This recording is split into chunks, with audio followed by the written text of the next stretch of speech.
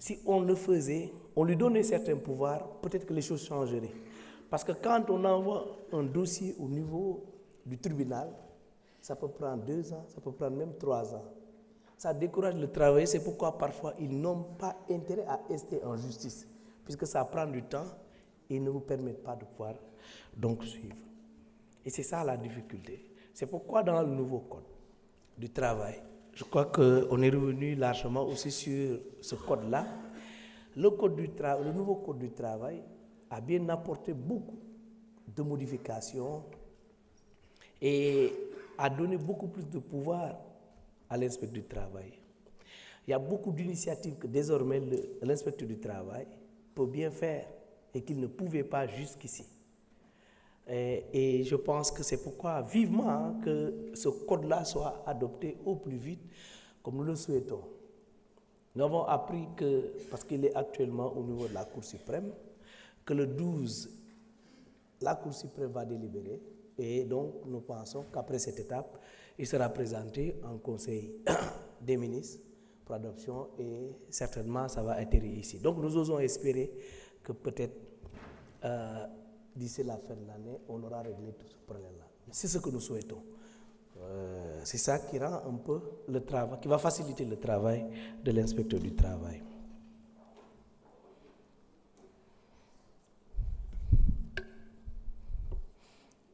Vous avez aussi parlé de la carrière et des perspectives. Les salaires n'ont pas stagné comme les gens ont voulu le dire. Je crois que les augmentations remontent seulement de 2022. Les augmentations de salaire au Sénégal. Et les salaires ont presque doublé. Mais c'est pour dire qu'en tout cas, il y a beaucoup de choses qui sont en train d'être faites. Les salaires n'ont jamais stagné au Sénégal et presque chaque 3 ans, chaque 5 ans, les salaires subissent des augmentations. Le ministre des Finances pourra revenir sur tout ça, mais retenez qu'il y a toujours des perspectives de carrière qui sont offertes aux fonctionnaires de l'administration. Maintenant, en fonction des différents corps, elles n'ont pas toujours les mêmes opportunités de perspectives de carrière. C'est pourquoi un corps peut bien dénoncer cela, mais ça ne concerne pas toujours tous les fonctionnaires. Le dialogue social, il est permanent. Je dois rappeler ici que nous avons toujours établi un calendrier en collaboration avec nos partenaires sociaux. Nous n'attendons pas qu'ils soient en grève pour aller vers le dialogue. Et nous avons un dialogue permanent avec nos partenaires sociaux. Maintenant, nous ne pouvons pas assurer à tout le monde que quelques travailleurs du secteur public, surtout, qu'ils n'iraient pas en grève. Mais il est clair que si vous regardez le rythme qu'il y avait dans les grèves avant et ce qu'il y a aujourd'hui, vous vous rendrez compte que les choses ne sont pas les mêmes et que nous réussissons jusqu'à là parce que c'est un langage de vérité. Ce qu'il faut dire, nous n'avons pas besoin de regarder des syndicats comme des perturbateurs. Et eux, ils n'ont pas besoin de nous regarder comme des gens non dignes de confiance. Et nous avons réussi à établir cette relation de confiance entre les partenaires sociaux avec l'administration. Nous le tenons un langage de vérité. Et vous avez toujours entendu le PM le dire. Ce que nous pouvons faire, nous allons vous le dire. Ce qu'on ne peut pas faire, nous n'allons pas prendre des engagements juste parce qu'on a envie de calmer. Et que chacun de nous doit savoir, en vérité, la situation de référence du Sénégal, avant de poser des doléances. Nous tous, nous voudrions des progrès. Nous tous, nous sommes des fonctionnaires. Peut-être que demain, nous retournerons dans ces administrations-là pour continuer le travail. Donc, nous avons tout intérêt à ce que les conditions de travail des travailleurs soient améliorées.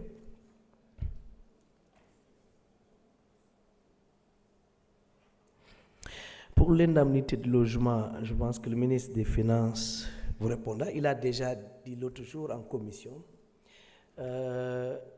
C'est un engagement de l'État. C'est à la suite d'un accord que l'État a signé en 2022 avec les syndicalistes, qu'il y a eu cette généralisation de l'indemnité de logement. Alors, c'est un accord, mais une indemnité pour la paix, il faut d'abord la créer. On ne vient pas, on paye. Donc, il faut que les gens le comprennent ainsi. Toute indemnité est d'abord créée par un texte. C'est un arrêté qui crée, ou un décret qui l'a créé, et peut-être un arrêté pour mettre en place des modalités avant donc de la payer. Et c'est cela en vérité. Donc, dans le protocole d'accord que l'État a signé avec les syndicats, il a accepté de généraliser.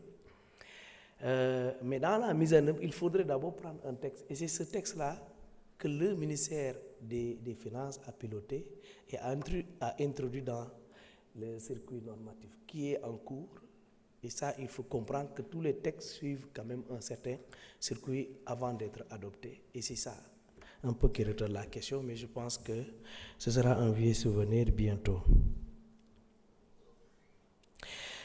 J'en profite pour saluer Honorable Adama Diallo, qui est un promotionnaire à l'ENA,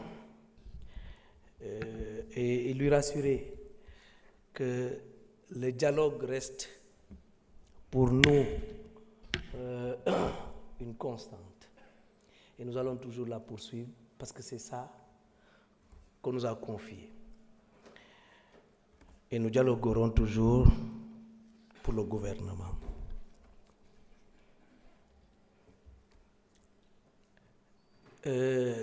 Honorable Ousmane Diop nous dit qu'au Sénégal, quand on vous parle de la retraite, on est stressé. Alors, c'est peut-être vrai, mais je dois rappeler également qu'en vérité, à 3 mois de la retraite, la direction de la SOL envoie automatiquement des messages. Je ne sais plus, je pense que c'est même plus de 3 mois. Systématiquement, aux fonctionnaires devant aller à la retraite. Cette option, ça peut se comprendre puisque tous les fonctionnaires ne sont pas administrés par la fonction publique. Les fonctionnaires qui détiennent des statuts spéciaux, ils ne sont pas administrés directement par la fonction publique, ce qui fait que la SOL, administrant que tout ce personnel, c'est la SOL qui envoie directement des messages à tout le monde pour leur annoncer qu'ils doivent aller à la retraite. Peut-être que nous n'avons pas toujours cette culture de préparation, mais pourtant ce travail est bien fait. Il vous est annoncé, vous avez la possibilité de commencer déjà à rassembler toutes les pièces que vous devez constituer pour avoir une pension. Et aujourd'hui, je dois annoncer qu'il y a des travaux qui ont abouti à l'anticipation.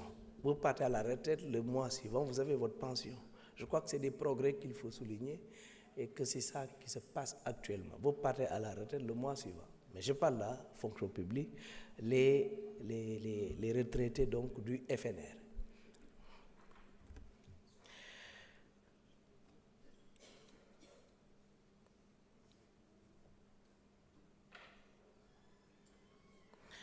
Pour la situation des décisionnaires, il faut rappeler que c'est une injustice que nous tous nous avons dénoncée.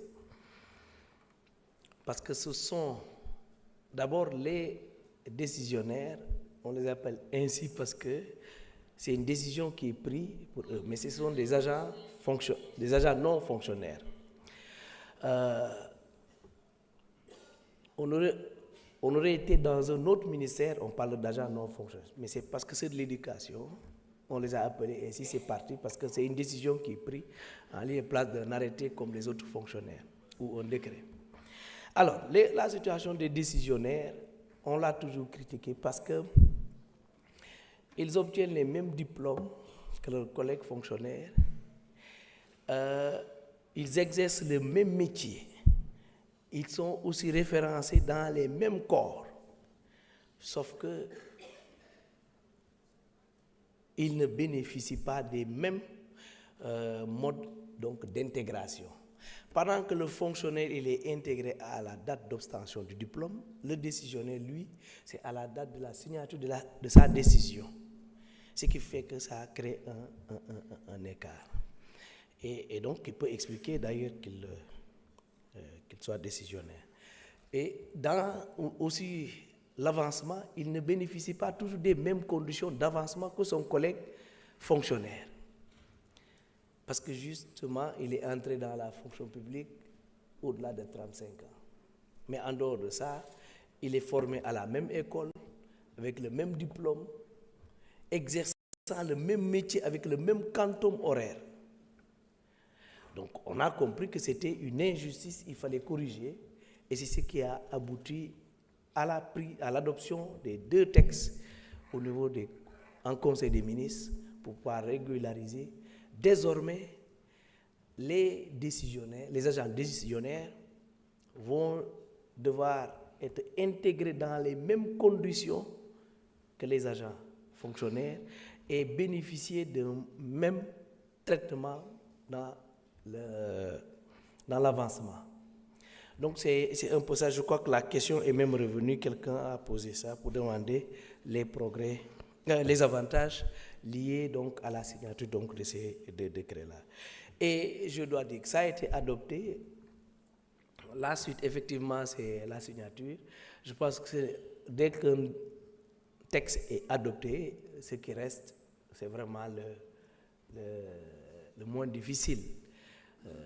Dès que ce sera publié, la fonction publique s'affairera à prendre tous les actes des agents concernés et diligentés.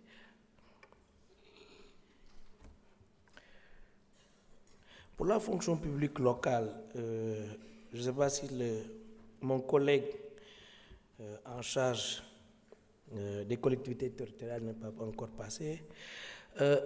Nous, c'est le ministère en charge des collectivités territoriales qui gère la question de la fonction publique locale. Nous, on assure seulement l'expertise puisque la fonction publique locale est bien calquée sur la fonction publique d'État.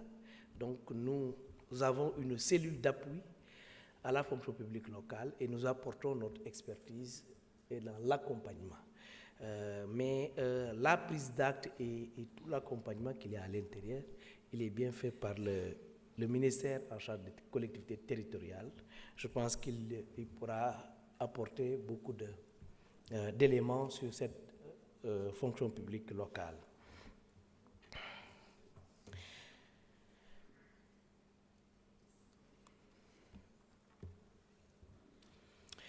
Pour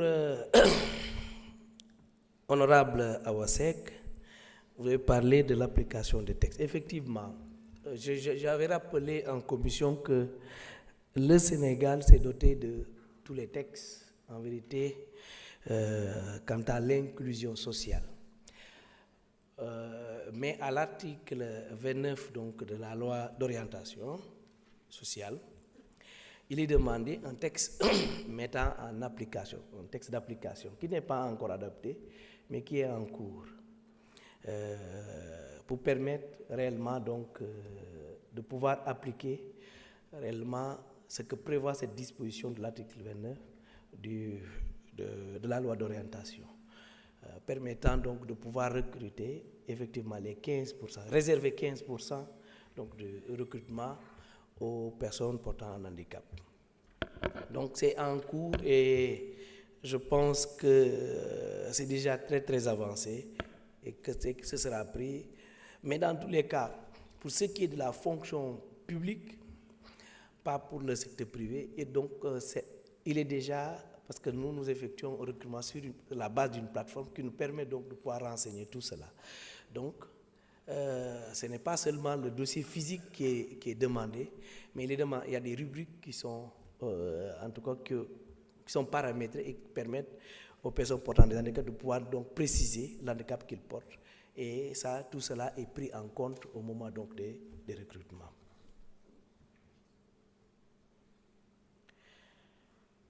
Pour la question des dockers, c'est vrai, ils sont restés 14 mois sans salaire.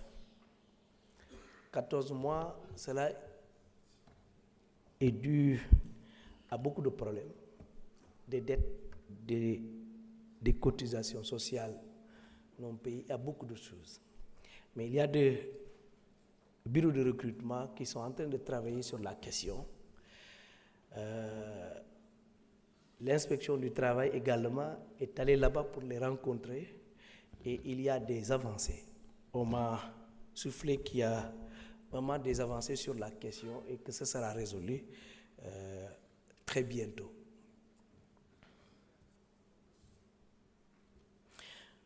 Pour les lenteurs administratives. Alors, les lenteurs administratives, c'est vrai que c'est la fonction publique qui signe les actes. Comme le circuit, après tout le circuit, ça passe par la fonction. Mais c'est un processus aussi qui engage plusieurs acteurs. D'autres l'ont rappelé ici. Un enseignant est sorti, il a besoin qu'un inspecteur le voie, ça peut prendre beaucoup de temps, ça ce n'est pas la fonction publique. C'est un autre ministère qui intervient à ce niveau-là. Mais ce qu'il faut rappeler ici, c'est la non-disponibilité de toujours des moyens, parfois roulants, pour permettre aux inspecteurs qui couvrent parfois tout un district, pour effectuer le travail. Quand ils ne disposent pas du matériel roulant, lui permettant de faire le tour de tout cela, ça pose beaucoup de difficultés et qui explique parfois des lenteurs à ce niveau-là, avant même que ça ne vienne. Mais ce qu'il faut dire et rappeler que des dispositions sont en train d'être prises pour pouvoir juguler ce phénomène-là. Pour l'autre aspect qui touche la question des lenteurs, aujourd'hui, avec la digitalisation, qui n'est pas une panacée, il faut le rappeler, mais permet de régler, en tout cas, ce problème-là. Aujourd'hui, nous avons interconnecté nos applications, aussi bien l'application Mirador, qui utilise le ministère de l'Éducation, et l'application Giraffe. Et nous sommes en train de travailler aujourd'hui avec les finances pour l'interconnexion entre l'application Giraffe et e-pension et e-solde également. Ce qui fait que ça va aller vite, on n'a plus besoin donc de transporter des dossiers physiques pour les données. Donc tout se fera par Internet et ça va aller très vite. Et en profiter pour rappeler que la digitalisation n'est pas seulement là pour des questions de lenteur, mais aussi c'est pour des questions de transparence et aussi une modalité pour nous de lutte contre la corruption. Parce que les circuits qu'on avait, d'autres l'ont dit, pour avoir un acte, il faut payer quelqu'un pour avoir un acte. Ça, ce n'est plus possible. Certes, ces derniers jours, nous avons eu quelques bugs avec l'application e-carrière, mais ce que ça permet, c'est que non seulement vous pouvez suivre le circuit de votre acte, mais vous avez la possibilité de télécharger quand il est signé. Vous n'avez pas besoin de passer par les services de quelqu'un pour l'avoir. Moi, je connais beaucoup de gens qui, à l'heure là, n'ont même pas encore l'application, et pourtant, on a assez communiqué pour leur montrer que tout cela est fait pour permettre aux enseignants et autres fonctionnaires de pouvoir accéder directement à leur acte. Mais les gens, parfois, ne se conforment pas et ça complique un peu la tâche. Mais il est clair que e-carrière est venu pour pouvoir corriger ces difficultés-là.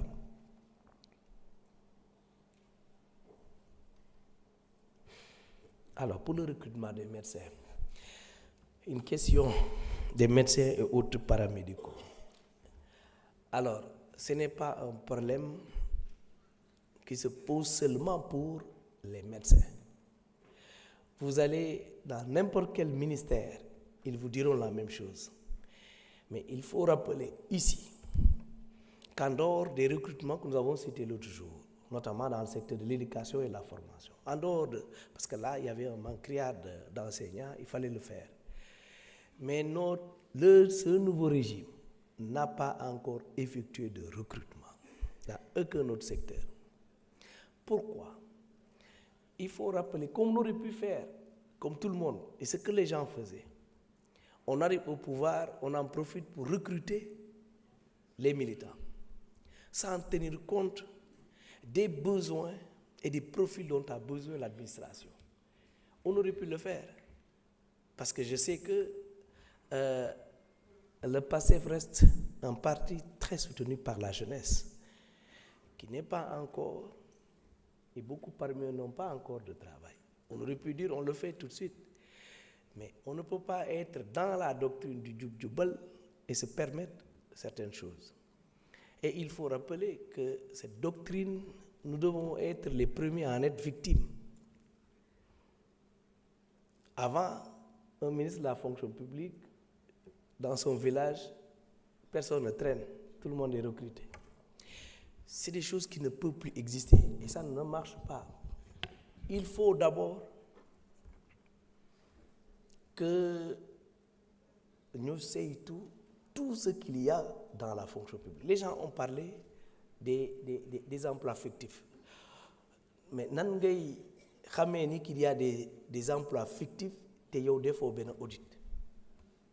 Moo tax ñu engagé audit de la fonction publique. Tant que pare guñ ko duñu dugg dinaan dañuy recruter. Parce que sooy recruter recrutement bi dafa war au moins méngoo ak ba soxlo administration. Et ça, c'est un travail qu'il faut. Parce qu'il faut de la clarté dans ce que nous faisons. Et le recrutement se fait sur la base des gaps de compétences de l'administration.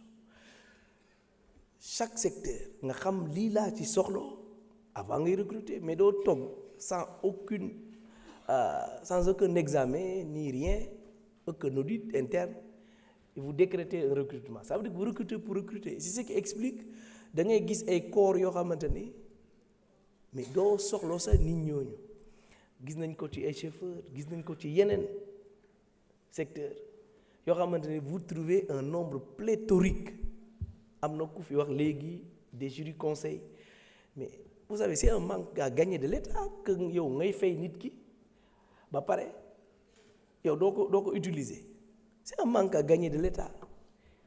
Mais c'est parce que tout simplement am na yoo xam ne duñ ko respecter dañuy def rek et ce qui malheureusement pose problème et c'est ça que nous voulons arrêter cette saignée là. L'État du Sénégal doit être rigoureux dans ses procédures pour permettre réellement de pouvoir aborder les questions correctement. On veut bien absorber le taux de chômage mais duñ ko def parce que tout simplement on veut juste absorber ce taux di def n'importe quoi. Donc moo tax dafa am liggéey bi ñuy commencer et tous les organes actuellement sont mis en place, tous les éléments sont constitués au plan technique comme au plan humain pour démarrer l'audit qui démarre effectivement le mardi prochain.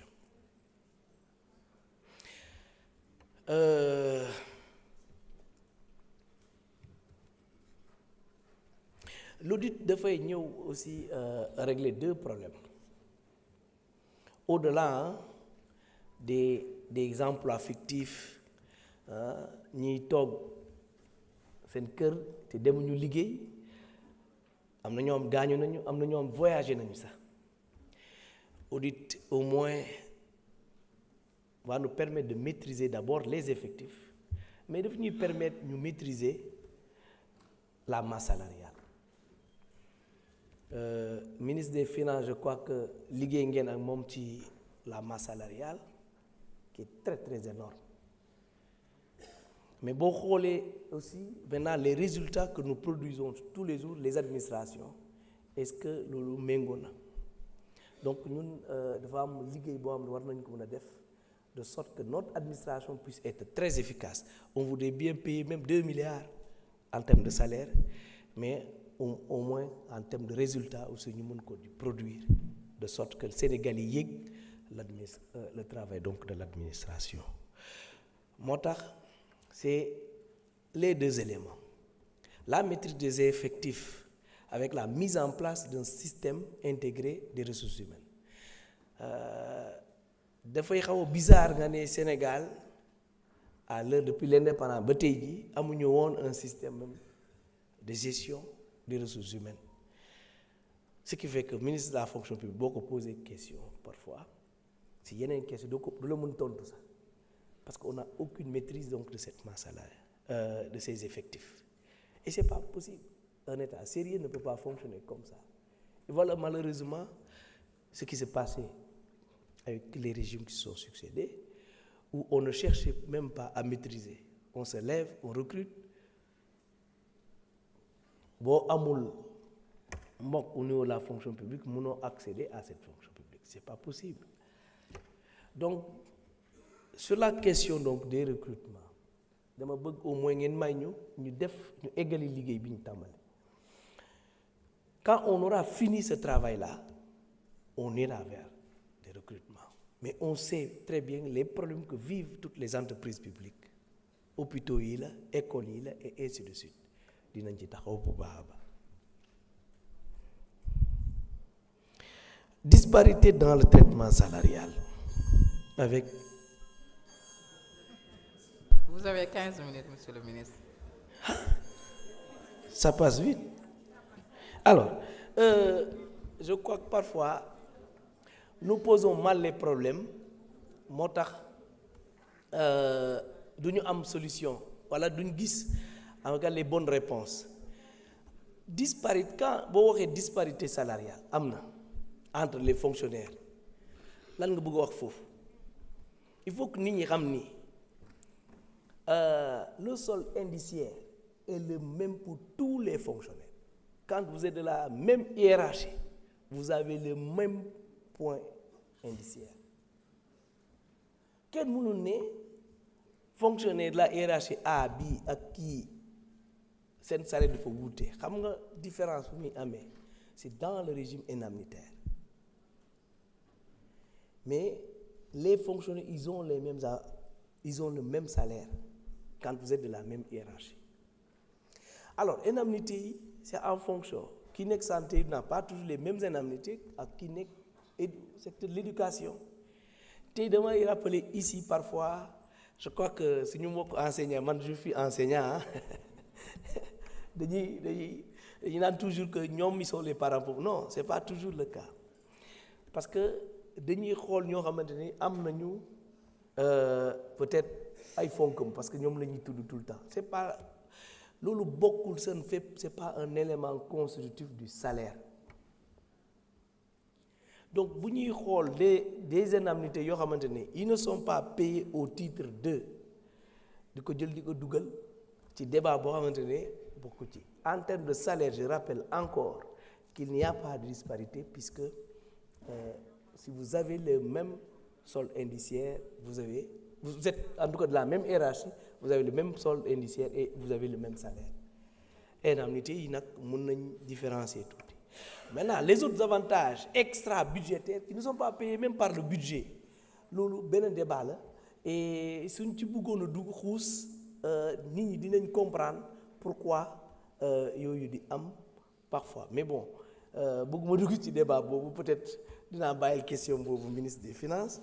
Mais je rappelle que de toute façon disparité dans le traitement salarial suñ koy wax il faut aussi qu'on soit très précis balaa ñuy jumloo population en pensant que da ngeen di bokk hiérarchie ñu jël ki di ko fay lii pendant que keneen ki fay ñu ko.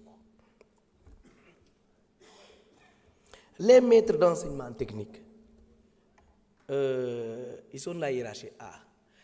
Hiérarchie c'est en fonction du niveau de recrutement mënoo nekk bac plus 1 nga bëgg a nekk hiérarchie B2 hiérarchie B3 ngay nekk un instituteur qui est bac plus 1 et effectivement la hiérarchie B3. Donc ils sont dans la même situation, ils sont bac plus 1. Bac plus 1 c'est hiérarchie B3. Maintenant s'il faut les reclasser comme PCMG, c'est-à-dire comme des professeurs d'enseignement des collèges, Dans ce cas boobu benn liggéey la et ça on verra quelles sont les formations qu'il faudra leur faire pour pouvoir accéder à ce niveau et ce sera le hiérarchie B2. Mais pour le moment, à l'heure actuelle, c'est parce qu'ils sont Bac plus 1 qui explique qu'ils sont au niveau de la hiérarchie B3. Le code du travail gis nga inspecteur du travail ñooy gën a jooy la non-application des dispositions du code du travail chaque jour parfois sax dañu jàpp ni ministre bi sax moo leen jàppalewul pour ñu mun appliquer correctement et rigoureusement le code du travail loolu mooy seen liggéey ñu ngi koy def waaye on leur donne pas les moyens. Regardez quand vous dites que am na ku ko wax fii mais bëgg nañu loolu di créer ay inspection du travail mais yow sa inspection bi sax n'a même pas assez d'inspecteurs ni de contrôleurs. Tu vas créer une autre, tu vas juste créer donc peut-être des inspections fantoches.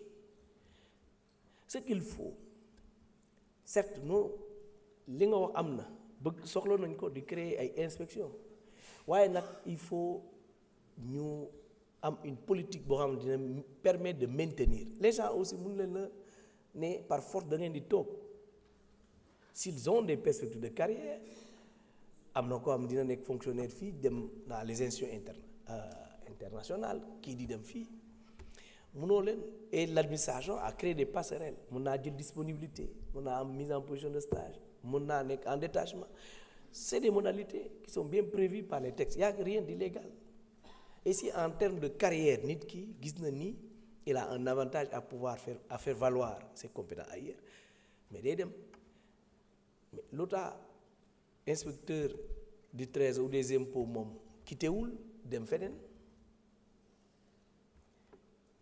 si lui moom demul lan la ñu war a def de sorte que inspecteur du travail mu bañ a dem te loolu mooy wax ji on doit les mettre dans les conditions de travail boo demee dans les inspections que ce soit régionales comme départementales ñooy les parents pauvres de l'administration waxuma la d'abord ñu ngi ci salaire yi et ainsi de suite inspection ci boppam dans des états délabrés boo demee inspection du régional bu Dakar bi moom bi war a nekk bu mag ça menace même ruine donc ils sont même pas dans les conditions de travail motuñu aussi c'est avec un effectif insuffisant et ils n'ont pas de matériel pour pouvoir effectuer le tour xam nga nit ni ngay ñëwee ci nit ki noonu la lay respecter mais toi même pour avoir un moyen pour aller faire ton travail amoo ko xëy na da nga dox nga dem pour vérifier une entreprise multinationale mais kooku est-ce que dina la jox respect ak koo xamante ñëw na avec peut-être benn 4x4 ñëw taxaw wàcc avec un policier à côté dem di ko contrôler du bokk je crois que ci yooyu la ñu war a liggéey actuellement au lieu de jeter l'opprobre sur un corps qui se démène am na ñoo xamante ne gis nañu ay opportunités demuñu parce que dañoo gëm li ñuy def te xam ni ils ont choisi d'être des fonctionnaires di ci xeex chaque jour di def lu ñu mën nag waaye avec un nombre insuffisant qui ne leur permettent pas mais ici dinaa leen ko rappeler plus de 5000 contrôles sont effectués chaque année depuis 3 ans maintenant 5000 contrôles dans les entreprises te ñu ngi koy def chaque jour mais on prend acte et nous continuerons à faire le plaidoyer pour leur permettre de pouvoir exercer convenablement leur travail. Pour les travailleurs au niveau de l'ambassade du Congo, mais ils n'ont qu'à saisir l'inspection du travail.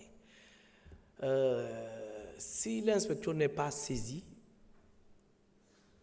c'est pas une question d'autosaisine, hein, mais parfois du yëg sax que tel problème am na mais je crois que c'est pourquoi j'ai dit tout à l'heure liggéey bi ngeen di def ñu ngi koy rafetlu bu baax a baax parfois dafay alerter dafay tax ñu yëg ni que y a problème tel quelque part loolu tamit war nañ ko mën a am au niveau donc de ces ambassades-là, il n'y a pas d'inspection au niveau des ambassades. Il n'y en a pas. Je crois que am na ñoo xamante ne d'autres fonctionnaires au niveau des ambassades, par exemple Trésor dafay nekk par exemple. Et je crois que c'est le seul autre corps en dehors des travailleurs du ministère des Affaires étrangères boo xam ne day nekk dans les ambassades. Mais il n'y a pas d'inspecteur du travail là-bas. Donc am na yoo xamante du ko yëg, mais il faut aussi que nit ñi di def effort pour signaler ces genres de problèmes au niveau de l'inspection du travail. Le député bi ko wax fii c'est déjà bien, on va s'autosaisir, mais dafay baax aussi que ces gens-là ngeen conseiller leen ne leen bind leen inspection du travail su ñu saisiree la DGTS amana dina doon amay ay jéego yu ñuy def si war ci côté boobu. Maintenant les tensions dans les entreprises cité nañu yu bëri fii nag loolu moom am na y a des problèmes partout au niveau donc en tout cas dans beaucoup d'entreprises.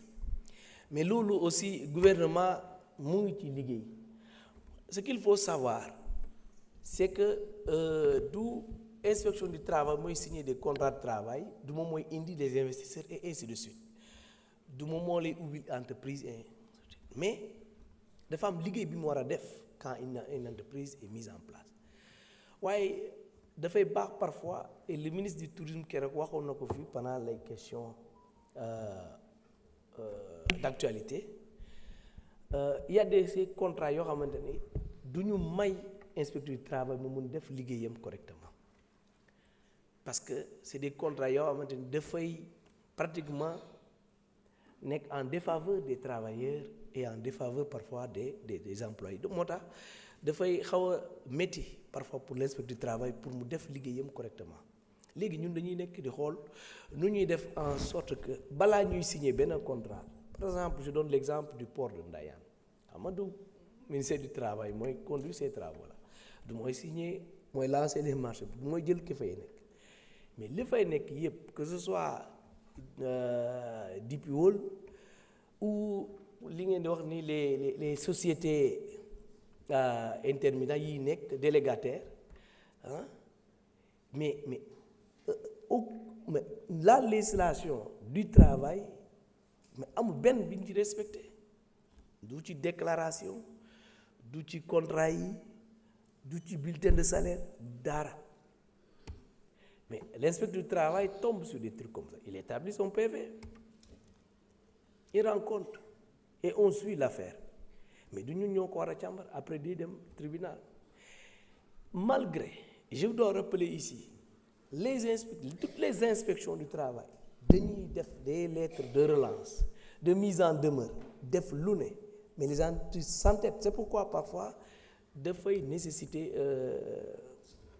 peut-être une intervention beaucoup plus je sais pas une intervention peut-être politique pour régler ces problèmes maintenant xam naa ni on est aussi dans une situation où il faut attirer aussi les investisseurs comment allier tout cela je crois que c'est un autre débat qu'il faudra poser sur la table mais c'est important que vous posiez ces questions-là pour que l'on puisse en tout cas nous tous s'y pencher et les régler définitivement mais du ministère en charge du travail kese moo mun régler ces problèmes-là parce que dafay laal ministère yi bëri te ministère en charge du travail dafay mais on le met souvent dans le fait accompli parce que après les ñëw